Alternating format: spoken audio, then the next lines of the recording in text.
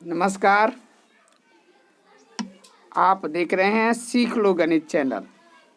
माध्यमिक परीक्षा 2023 यानी मैट्रिक की परीक्षा जो नेट पर प्रश्न दिए गए हैं उनका साइंस सब्जेक्ट का 40 प्रश्नों का, जिसमें आपके 80 प्रश्न इसमें दिए गए हैं, 40 प्रश्नों का हल करूंगा। प्रथम 40, फिर उसके बाद 40 प्रश्नों का। तो चलिए, 40 को ऑब्जेक्टिव प्रश्न हैं, उनको हम हल करते हैं। तो पहला क्वेश्चन है, निम्नलिखित में किसका अपवर्तनांक अधिक होता है? हवा, हीरा, सीसा, जल। तो जिस पदार्थ का घनत्व जितना ज़्यादा होता है उसका अपवर्तनांक उतना ही ज़्यादा होता है। घनत्व ज़्यादा रहेगा तब क्या होगा, उसमें प्रकाश की चाल उतना ही कम होगा। तो प्रकाश की चाल जितना कम होता है ना, उतना ही उसका घनत्व, जितना कम रहेगा प्रकाश की चाल, घनत्व उतना ही ज़्यादा होगा। इसलिए क्या होगा कि सबसे ज़्यादा घनत्व कहाँ दिख रहा है आपको? हवा में, हीरा में, सीसा में, जल में। तो सबसे ज़्यादा घनत्व दिख रहा है आपको कहाँ? हीरा में। तो आपका बी ऑप्शन सही हो गया। ठीक है, चलिए दूसरा क्वेश्चन। अवतल दर्पण की फोकस दूरी होती है, क्या होती है?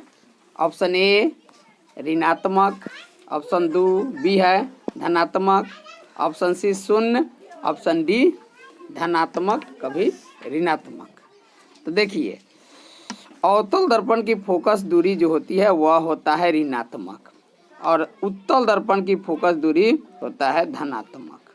ठीक है, तो चलिए, तो अवतल दर्पण की फोकस दूरी क्या हो गई? ऋणात्मक। तो ऑप्शन ए हो गया। ठीक है, चलिए अगला क्वेश्चन। किसी लेंस की मुख्य फोकस की संख्या कितनी होती है? 1, 2, 3, 4, क्या होगा? तो लेंस देखिए, यह लेंस हो गया, यह उसका मुख्य अक्ष हो गया। तो इसमें 2 गो मुख्य फोकस होगा, एफ और एफ डैश। तो इस तरह से मुख्य फोकस की संख्या कितनी हो गई? 2। तो ऑप्शन कहाँ जाएगा? ऑप्शन जाएगा बी के साथ। तो बी ऑप्शन हो गया। नेक्स्ट क्वेश्चन, दाढ़ी बनाने में किस दर्पण का उपयोग होता है? माने दाढ़ी बनाने में कौन सा दर्पण उपयुक्त है? ऑप्शन दिया हुआ है उत्तल दर्पण, अवतल दर्पण, समतल दर्पण, इसमें से कोई नहीं। तो हजामती दर्पण के रूप में अवतल दर्पण का उपयोग होता है। किस दर्पण का? अवतल दर्पण का, क्योंकि अवतल दर्पण किसी भी वस्तु का बड़ा और सीधा प्रतिबिंब बनाता है, और हजामती दर्पण में जब दाढ़ी बनाते हैं तो सीधा और बड़ा दिखना जरूरी होता है। इसीलिए दाढ़ी बनाने में अवतल दर्पण का उपयोग होगा, ऑप्शन बी होगा जा। ठीक है, नेक्स्ट क्वेश्चन। अवतल दर्पण की फोकस दूरी एफ है और उसकी त्रिज्या आर है, तो उसके बीच का संबंध क्या होगा? ऑप्शन ए एफ बराबर आर, ऑप्शन बी एफ बराबर 2r, ऑप्शन सी एफ बराबर आर बटा 2, और ऑप्शन डी एफ बराबर 4r। तो देखिए, दोनों आर और एफ के बीच संबंध होता है आर बराबर 2f। तो आप एफ का जब मान निकालेंगे तो आर बटा 2 हो जाएगा। तो यह किस ऑप्शन के साथ है? ऑप्शन सी के साथ है। तो ऑप्शन सी हो जाएगा। ठीक है, नेक्स्ट क्वेश्चन। 6 नंबर क्वेश्चन है कि निम्नलिखित में किस लेंस को अभिसारी लेंस कहते हैं? ऑप्शन दिया है अवतल लेंस, उत्तल लेंस, उत्तल लेंस अवतल लेंस दोनों, बाइफोकल लेंस। देखिए, अवतल लेंस को अपसारी लेंस कहते हैं, अपसारी, और उत्तल लेंस को अभिसारी लेंस कहते हैं। तो क्यों कहते हैं कि उत्तल लेंस जो होता है वह किसी भी वस्तु जो आ रही होती है वह अपने मुख्य फोकस की ओर उसको क्या करता है? मोड़ देता है। ठीक है, कोई भी प्रकाश आएगा तो उसको मुख्य फोकस की ओर अभिसारित कर देता है। इसीलिए अवतल लेंस को सारी लेंस कहा जाता है। ठीक है, तो सही जवाब हो जाएगा आपका बी। अब बी के साथ जाइएगा। अवतल लेंस को अपसारी लेंस कहते हैं, अपसारी याद रखिएगा, अपसारी लेंस। और उत्तल लेंस को अभिसारी लेंस। ठीक है, चलिए नेक्स्ट क्वेश्चन। दृश्य प्रकाश में किस वर्ण का तरंग दैर्घ्य न्यूनतम होता है? दृश्य प्रकाश मतलब जो दिख सकता है, जो जब प्रिज्म से होकर किसी श्वेत प्रकाश को गुजारते हैं तो 7 रंगों की एक पट्टी प्राप्त होती है, तो वह 7 रंग जो होता है वही दृश्य प्रकाश होता है। तो उन 7 रंगों में किसका तरंग दैर्घ्य सबसे कम होता है? न्यूनतम मतलब क्या होगा? सबसे कम। पीला का, ऑप्शन ए, बैगनी का, लाल का या हरा का? तो सबसे ज़्यादा होता है लाल का। सबसे ज़्यादा किसका होता है? लाल। और सबसे कम होता है बैगनी। नहीं, तो लाल का तरंग दैर्घ्य सबसे ज़्यादा और बैगनी का तरंग दैर्घ्य सबसे कम होता है। लेकिन विचलन जो होता है, विचलन वह होता है लाल का सबसे कम और बैगनी का सबसे ज़्यादा। तो यहाँ आपका क्वेश्चन पूछ रहा है तरंग दैर्घ्य न्यूनतम किसका होता है? तो बैगनी का तरंग दैर्घ्य सबसे कम होता है, तो ऑप्शन बी हो जाएगा। ठीक है, नेक्स्ट क्वेश्चन। तारों का टिमटिमाना, 8 नंबर क्वेश्चन है। तारों का टिमटिमाना प्रकाश के किस घटना को दर्शाता है? प्रकाश का वर्ण विक्षेपण, प्रकाश का परावर्तन, प्रकाश का परिकिरणन या प्रकाश का अपवर्तन? तो तारे क्यों टिमटिमाते हैं? तारे हमसे बहुत अधिक दूरी पर होते हैं, और वहाँ से चलने वाली प्रकाश किरणें जब पृथ्वी के वायुमंडल में आता है तो क्या होता है? उसको गर्म ठंडे हवाओं से गुजरना पड़ता है, और इनका अपवर्तनांक अलग अलग होता है, जिसके कारण अपवर्तन भी अलग अलग होता है। तो इस अपवर्तन के कारण ही हमारे आंखों तक वह कट कट कर दिखाई देता है। इसीलिए तारे जो होते हैं वह टिमटिमाते हुए नजर आते हैं। तो कारण हो गया प्रकाश का अपवर्तन। अपवर्तन होता है, इससे हमारे आंखों तक वह किरणें जो होती है वह कट कट के आती है, इसलिए हमें टिमटिमाते हुए नजर आता है। इसलिए यह ऑप्शन आ जाएगा डी के साथ, प्रकाश का अपवर्तन। तारों का टिमटिमाना मतलब प्रकाश का अपवर्तन। ठीक है, नेक्स्ट क्वेश्चन। 9 नंबर क्वेश्चन है, निम्नलिखित में किसके प्रकाश की चाल सबसे अधिक होती है? तो जान लीजिए, सबसे ज़्यादा प्रकाश का चाल होता है वह होता है निर्वात, जहाँ कोई चीज़ वहाँ नहीं हो। उसके बाद आता है हवा, उसके बाद आता है पानी, तब बाकी सब आ जाएंगे। ठीक है, तो सबसे कम हो गया कथी में? निर्वात में। ऑप्शन दिया वायु में, कांच में, निर्वात में, ए और बी दोनों में। तो कौन ऑप्शन हो जाएगा? सी। ऑप्शन सी जाएगा। ठीक है, नेक्स्ट क्वेश्चन। प्रकाश के अपवर्तन के कितने नियम हैं? प्रकाश के अपवर्तन के कितने नियम हैं? Option A 1, 2, 3, 4। कितना होगा? बोलो कितना होगा? 2 होगा। तो प्रकाश के 2 नियम, अपवर्तन के 2 नियम हैं। किसी भी जब कोई भी प्रकाश आती है तो आपतन कोण की जया, परावर्तन कोण की, अपवर्तन कोण की जया का अनुपात एक नियतांक होता है ना, यह हो गया। और यह जो होगा इस तरह 2 नियम होता है। तो प्रकाश के परावर्तन के भी नियम 2 होते हैं, अपवर्तन के नियम भी 2 होता है। तो ठीक हो गया, ऑप्शन बी के साथ जाएगा। जल विद्युत संयंत्र, जल विद्युत संयंत्र किस ऊर्जा को, जल विद्युत संयंत्र जो है वह किस ऊर्जा को,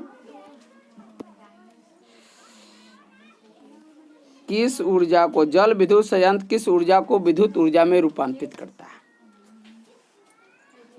जैसे आप दिया हुआ है नाभिकीय ऊर्जा, सौर ऊर्जा, स्थितिज ऊर्जा, तापीय ऊर्जा।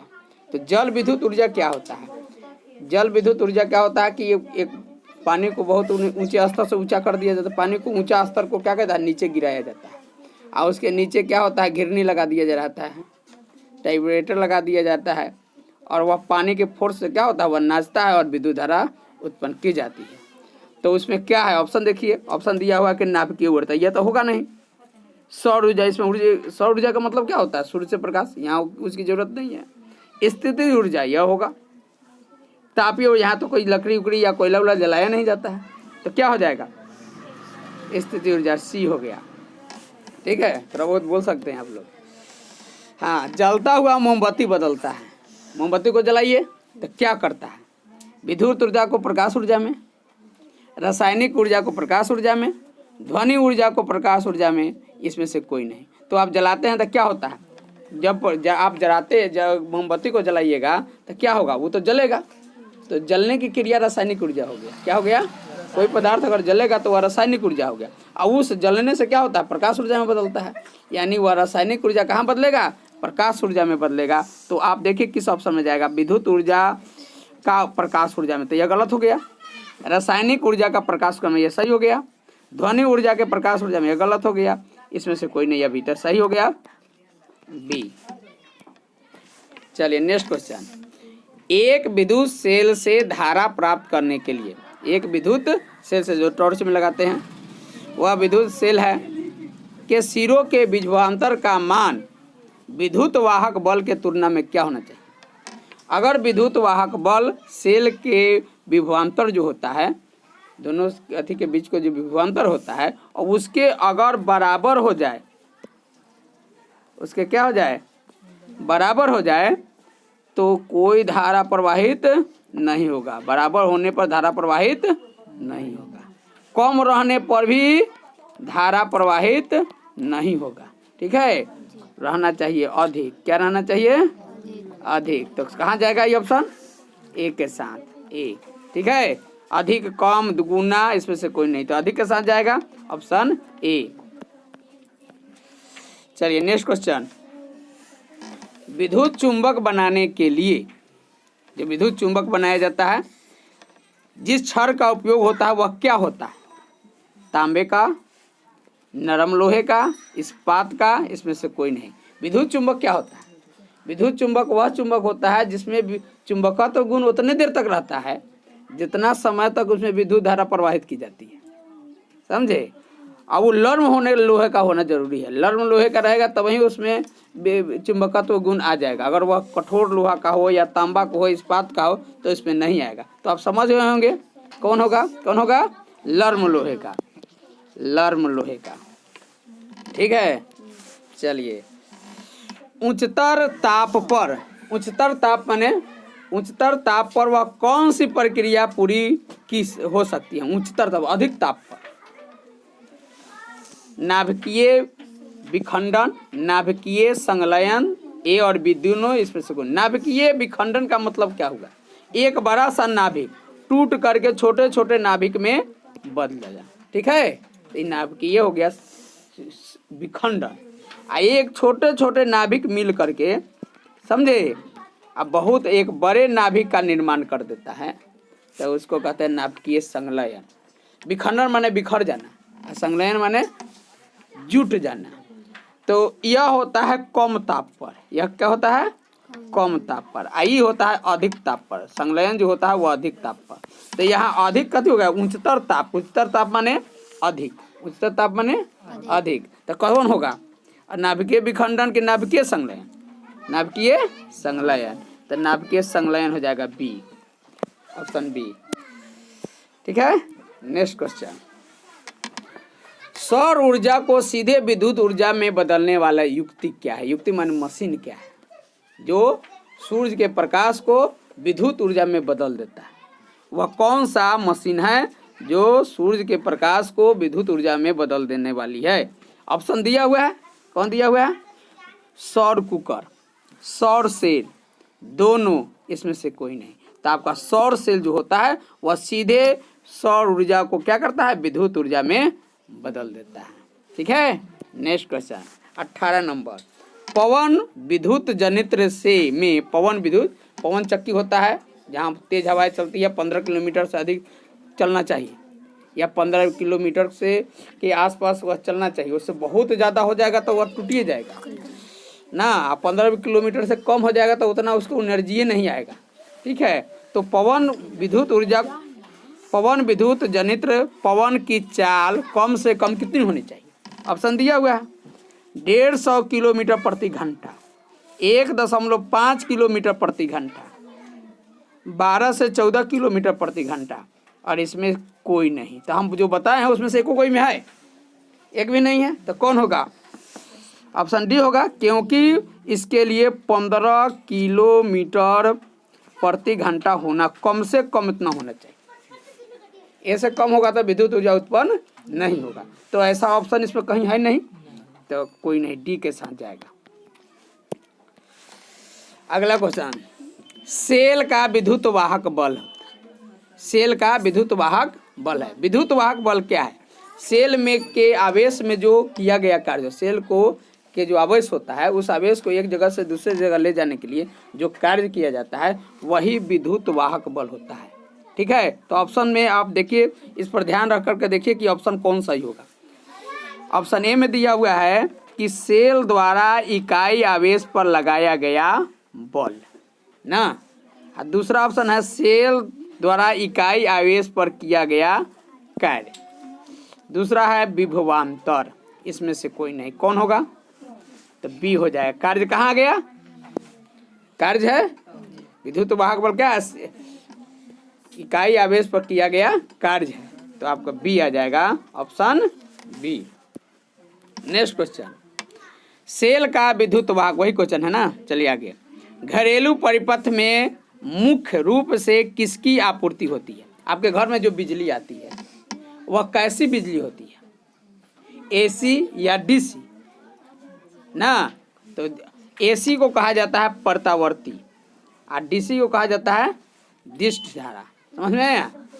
तो इसमें क्या है? प्रतिवर्ती धारा, दिष्ट, चर दिष्ट धारा की, इसमें से कोई नहीं। तो हमारे घरों में जो बिजली की आपूर्ति होती है वह प्रतिवर्ती धारा होती है, उसको कहते हैं एसी। क्या कहते हैं? एसी। तो इसको ऑप्शन ए हो जाएगा, प्रतिवर्ती धारा। हमारे घरों में घरेलू, हम लोग तो घरेलू बिजली उपयोग करते हैं। यहाँ हम लोग कोई उद्योग धंधा तो करते नहीं है, लेकिन उद्योग धंधों में भी वही बिजली का उपयोग होता है जो हमारे यहाँ होता है। अंतर यही है कि हम लोग का यहाँ 240 वोल्ट पर किया जाता है, उसको 220 वोल्ट पर, उसको 440 वोल्ट पर किया जाता है। नेक्स्ट क्वेश्चन, वर्ण विक्षेपण असंभव है। वर्ण विक्षेपण असंभव, कहाँ वर्ण विक्षेपण नहीं हो सकता है? वर्ण विक्षेपण क्या है?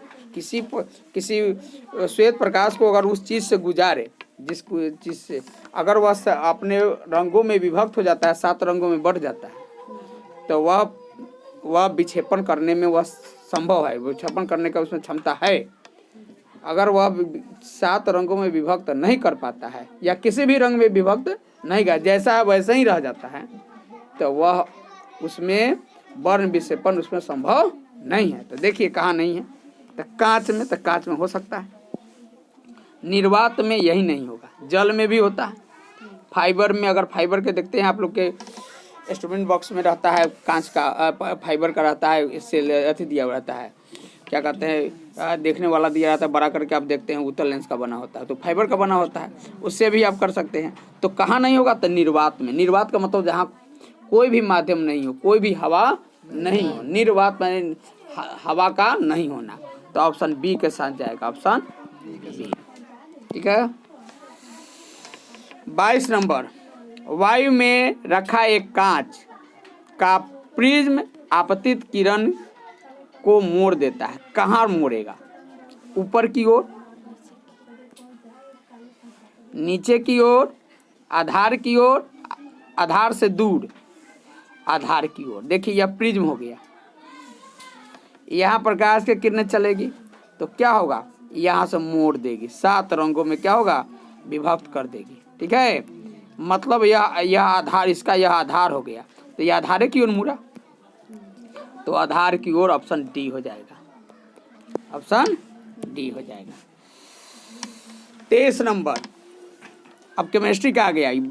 22 को क्वेश्चन हो गया, ये फिजिक्स का था, अब केमिस्ट्री का यहाँ से शुरू हो रहा है। कह रहा है 2Zn plus O2 arrow 2ZnO किस प्रकार की अभिक्रिया है? Zn का मतलब है जस्ता और O2 का मतलब ऑक्सीजन।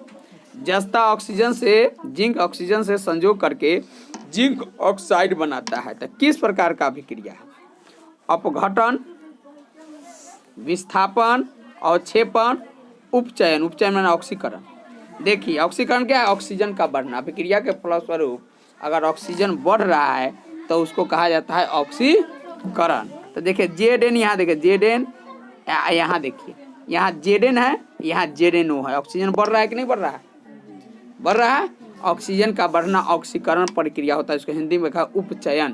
क्या करते हैं? उपचयन। यहाँ देखिए ऑक्सीकरण लिखा हुआ है अंग्रेजी में, ठीक है। ऑक्सीडेशन क्या कहेंगे उसको? ऑक्सीडेशन। हिंदी में कहेंगे उपचयन। तो डी हो गया इसका ऑप्शन। खाने वाला सोडा का रासायनिक सूत्र क्या होता है? खाने वाला सोडा का रासायनिक सूत्र, दो तरह का सोडा हो गया, एगो खाने वाला, एगो धोने वाला।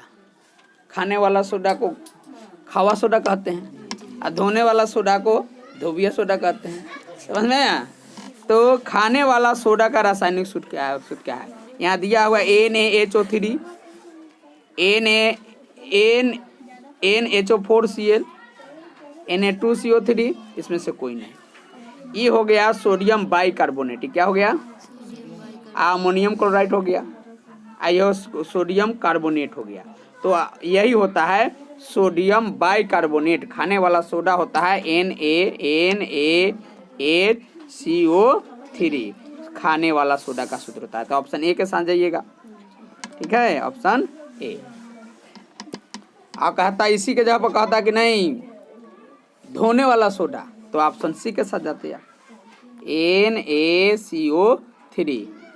NaCO3 के साथ जाते रहता धोने वाला सोडा। तब अगला क्वेश्चन, कमरे के ताप पर वह द्रव अवस्था में रहने वाला धातु कौन है? समझे? एक ही धातु है जो कमरे के ताप पर द्रव अवस्था में पाया जाता है और एक अधातु भी है ना। तो कमरे के ताप पर द्रव अवस्था में पाए जाने वाला धातु। तो कमरे के ताप पर द्रव अवस्था में पाए जाने वाला जो धातु है वह एक है। कौन है? ऑप्शन दिया हुआ है पारा, तांबा, पारा, सोडियम, लोहा। तो यहाँ हो गया पारा, जो आपके अथी में है थर्मामीटर जो होता है उसको फोड़िएगा तो में से निकलेगा, तो वह द्रव अवस्था में रहता है। किस अवस्था में रहता है? द्रव अवस्था में रहता है। वही एकमात्र ऐसा धातु है जो द्रव अवस्था में रहता है। वो किस अवस्था में रहता है? द्रव अवस्था में रहता है। और इसके जब अगर उल्टा क्वेश्चन पूछ देता, वह कौन सा अधातु है जो द्रव अवस्था में रहता है ना, तो लिखते ब्रोमीन। क्या कहते हैं? हाँ, ब्रोमीन द्रव अवस्था में रहने वाला धातु है। पारा जो है वह द्रव अवस्था में रहने वाला धातु, ठीक है। हाँ, अब बाकी सारा जो धातु होता है वह ठोस अवस्था में होता है। क्या होता है? ठोस अवस्था में या गैसीय अवस्था में पाए जाएंगे। और ब्रोमीन को छोड़कर बाकी जो धातु है वह सब गैसीय अवस्था या ठोस अवस्था में पाया जाता है, ठीक है। हाँ, लेकिन द्रव अवस्था में धातु और धातु दोनों मिलाकर एगो कौन रह जाएगा? धातु में हो गया पारा और धातु में हो गया ब्रोमीन। अगला क्वेश्चन, आवर्त सारणी के शून्य समूह में कौन तत्व है? शून्य समूह में देखिए, शून्य समूह में कौन है? तो अक्रिय गैस को शून्य समूह में रखा गया है। शून्य समूह, जीरो समूह में अक्रिय गैस को रखा गया है, ठीक है। तो अक्रिय गैस में कौन है? हाइड्रोजन अक्रिय गैस नहीं है, ठीक है, यह अक्रिय गैस नहीं है। ऑक्सीजन भी अक्रिय गैस नहीं है, क्लोरीन भी अक्रिय गैस नहीं है, हीलियम अक्रिय गैस। समझ में आया? तो हीलियम ऑप्शन बी के साथ जाएगा, हीलियम, ठीक है। शून्य समूह में निष्क्रिय गैसों को रखा गया है और निष्क्रिय गैस इसमें हीलियम है, यानी ऑप्शन बी के साथ जाएगा। चलिए 27 नंबर क्वेश्चन आ गया। सोडियम कार्बोनेट के जलीय विलयन में मेथिन ऑरेंज का विलयन मिलाने पर विलयन के रंग में परिवर्तन होकर निम्नलिखित में कैसा हो जाता है। तो पीला, लाल, गुलाबी, हरा कैसा हो जाएगा? तो सोडियम कार्बोनेट जो है, सोडियम कार्बोनेट का सूत्र जानिए गए हैं Na2CO3, ठीक है। और इसमें मिथिल ऑरेंज मिलाया गया। कथी मिलाया गया? मिथिल ऑरेंज को मिला दिया गया। तो इसका रंग कैसा हो जाएगा? तो यह जो सोडियम कार्बोनेट जो होगा वह क्षारीय हो गया, क्षारीय ना। तो क्षारीय को जब ले जाइएगा तो यह मिलाइएगा तो हो जाएगा गुलाबी। क्या हो जाएगा? गुलाबी हो जाएगा। तो इसमें किस कहाँ ऑप्शन है बोलिए, किस ऑप्शन है? तो ऑप्शन सी के साथ जाएगा, ठीक है। नेक्स्ट क्वेश्चन, ग्लोबल वार्मिंग के लिए उत्तरदायी गैस निम्नलिखित में कौन? तो याद रखिएगा, ग्लोबल वार्मिंग के लिए उत्तरदायी जो गैस होती है वह कार्बन डाइऑक्साइड होता है। क्या होता है? Carbon dioxide. तो किस ऑप्शन के साथ जाएगा बोलिए? ऑप्शन बी के साथ। क्या जाएगा? ऑप्शन बी के साथ जाएगा। नेक्स्ट क्वेश्चन, गंधक की परमाणु संख्या होती है। गंधक माने सल्फर, गंधक मतलब सल्फर। तो सल्फर की परमाणु संख्या होती है 16। किस ऑप्शन में है बोलिए? तो डी ऑप्शन में है। तो डी ऑप्शन जाएगा, ऑप्शन डी। नेक्स्ट क्वेश्चन, अम्ल का जलीय विलयन विद्युत का संचालन करता है क्योंकि अम्ल जल में क्या होता है?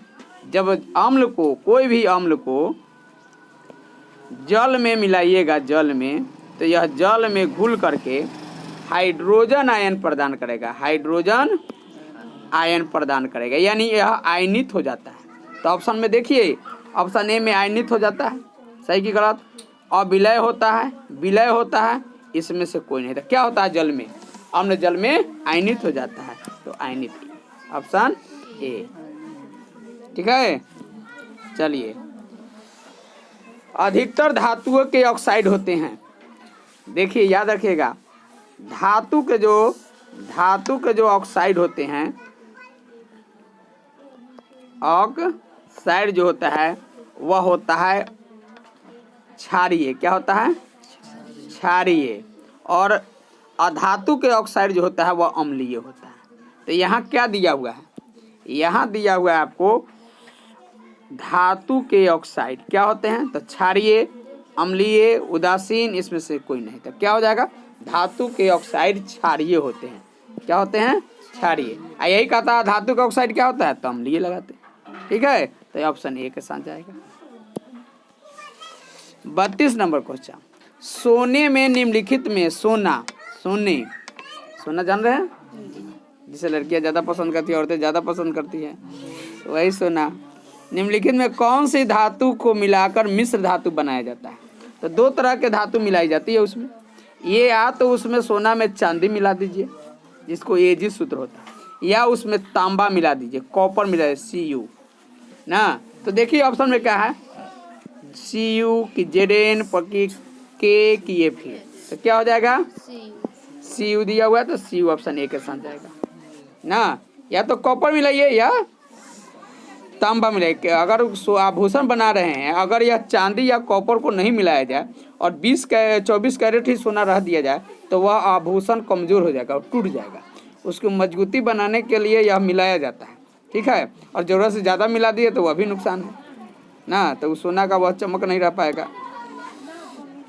अगला क्वेश्चन है 33 number question, NaCl plus AgNO3 arrow NaCl plus NaNO3 निम्नलिखित में किस प्रकार की अभिक्रिया है? विस्थापन, संयोजन, द्विविस्थापन या वियोजन? तो देखिए समीकरण पर देखिएगा ध्यान से। यहाँ देखिए इसका पार्टनर क्या है? NaCl है। इसका यहाँ देखिए यह दो गो पार्टनर कौन कौन है? AgNO3 है। देखिए यहाँ एक पार्टनर और ई है। यहाँ देखिए दो गो है। अब ई इसके साथ मिल गया, ई इसके साथ मिल गया, तब तो AgCl3 आया, AgCl आया, और ई मिल करके आगे Na। जब 2 बिलियन या 2 यौगिक आपस में आयनों का आदान प्रदान करके जब कोई नए 2 यौगिक का निर्माण कर देते हैं, अपने आयनों की अदला बदली किया कि नहीं किया, तो उसको कहते हैं द्विविस्थापन। विस्थापन। तो द्विविस्थापन ऑप्शन में कहाँ है? सी के साथ है, तो ऑप्शन सी हो गया। ठीक है, द्विविस्थापन, इसको उभय विस्थापन अभिक्रिया भी कहते हैं, क्योंकि दो डबल हो रहा है कि नहीं हो रहा है, तो डबल हो रहा है तो द्विविस्थापन। चलिए नेक्स्ट क्वेश्चन, सिलिकॉन क्या है? तो सिलिकॉन एक उपधातु है। क्या है? उपधातु है। तो यहाँ ऑप्शन दिया हुआ है धातु, एक अधातु, धातु, उपधातु। कहाँ उपधातु है? तो ऑप्शन सी में है। सिलिकॉन को याद रखिए कि यह उपधातु है। 35 नंबर क्वेश्चन है, वे तत्व जिसके बाहरी सेल पूर्णतः भरे होते हैं वे क्या कहलाते हैं? जिसका बाहरी सेल पूरी तरह भरा हुआ हो उसको कहते हैं अक्रिय या निष्क्रिय या अस्थायी तत्व। समझ में आया? या उत्कृष्ट गैस। समझ में आया? जैसे मान लिया जाए कि आर्गन है, आर्गन, ठीक है, आर्गन का परमाणु संख्या 18 है, इसका इलेक्ट्रॉन नंबर है 2, 8, 8, यही होगा। जिसके कक्षा अंतिम बाह्यतम कक्षा में, अंतिम कक्षा में 8 गो इलेक्ट्रॉन है, वह पूर्ण रूप से भरा होता है। वो क्या होता है? पूर्ण रूप से। तो जिसका, तो यह आर्गन जो है वह उत्कृष्ट गैस हो गया। क्या हो गया? उत्कृष्ट गैस। तो ऑप्शन में देखिए उत्कृष्ट गैस किस में है, तो ऑप्शन में देखिएगा उत्कृष्ट गैस, तो ऑप्शन डी में आपको उत्कृष्ट गैस मिलेंगे, तो ऑप्शन डी हो गया। ठीक है, चलिए खरिया का रासायनिक सूत्र क्या है? तो खरिया का रासायनिक सूत्र CaHCO3 यानी calcium bicarbonate, calcium bicarbonate, calcium chlorate, calcium chloride और कैल्शियम कार्बोनेट। तो खरिया का सूत्र यही होता है CaHCO3 का संयोजक दू तो दू से, यानी कैल्शियम बाइकार्बोनेट खरिया का सूत्र होता है, इसलिए ए हो गया। ठीक है, नेक्स्ट क्वेश्चन, निम्नलिखित में कौन सबसे अधिक अम्लीय ऑक्साइड है? सबसे अधिक अम्लीय ऑक्साइड जो होता है वह होता है सल्फर डाइऑक्साइड। क्या होता है वो? सल्फर डाइऑक्साइड, अम्लीय ऑक्साइड। बाकी देखिए, यहाँ ध्यान से देखिए, यह कैल्शियम ऑक्साइड है, तो यह तो क्षारीय हो गया, यह क्योंकि यह धातु है, कैल्शियम क्या है? धातु है। सोडियम ऑक्साइड, यह भी सोडियम धातु है, यह भी हो गया क्षारीय ऑक्साइड। यह मैग्नीशियम में भी धातु है, तो तीनों मिलकर क्षारीय ऑक्साइड बनाएगा। यही ना धातु, यह सल्फर है, इसलिए यह क्षारीय ऑक्साइड ए के साथ जाएगा। नेक्स्ट क्वेश्चन, निम्नलिखित में कौन एल्काइन है? एल्काइन का सूत्र क्या होता है आपको? CnH2n-2 ना। तो कौन इस सूत्र को फॉलो करता है? यह तो करता नहीं है, यह भी नहीं करता है, यहाँ यह कर रहा है। अगर C के जगह पर 2 रख दिया जाए तो H 2 गुने 2 माइनस 2, C2H 2 दूना 4, और 4 में से 2 घट जाएगा तो 2 आ जाएगा, C2H2। तो यही ने एल्काइन को फॉलो किया। C2H2 कहाँ है? ऑप्शन सी में है। 39 नंबर क्वेश्चन, CH3OC2H5 का आयुपैक नेम क्या है? आयुपैक नेम पूछ रहा है आपसे। तो देखिए, मेथॉलिक्स एथेन, एथिल मिथिल ईथर, एथोसिक मिसा प्रोपेन। तो आपको आ जाएगा, देखिए यहाँ CH3 जो है ना उसको मिथाइल कहेंगे। ठीक है, तो मिथ में ओर जब लगाया तब मिथॉक्सिक हो गया, और C2H5 इथेन हो गया। तो सही ऑप्शन होगा मिथॉक्सिक एथेन, ए। नेक्स्ट क्वेश्चन 40, निम्नलिखित में से कौन यौगिक ईंधन के रूप में इस्तेमाल किए जाते हैं? ईंधन मतलब क्या हो गया? उसको आप या तो गाड़ियों को के ईंधन के रूप में चलाते हैं, या उसको आप रसोई ईंधन के रूप में इस्तेमाल कर सकते हैं। ईंधन का मतलब जो ऊर्जा उत्पादन करता है। तो इसमें से कौन ऊर्जा उत्पादन करने वाला है? प्रोपनॉल, एथनोइक अम्ल, एथनॉल, इसमें से सभी नहीं। एथनॉल जो होता है वह ऊर्जा के रूप में, हाँ, ऊर्जा प्रदान करने वाला द्रव है, इसीलिए इसको ईंधन के रूप में इस्तेमाल किया जाता है, ऑप्शन सी। इस तरह 40 को प्रश्न हो गया, लेकिन दिया हुआ था 80 को प्रश्न, उसमें से 40 प्रश्नों का हम हल किए। अगला वीडियो में बाकी 40 प्रश्नों का हल किया जाएगा। तब तक के लिए आपसे विदा लेते हैं, धन्यवाद। अगर चैनल पर आप नए हैं तो सब्सक्राइब कर दिए, अच्छा लगा होगा तो लाइक कर लीजिए, धन्यवाद।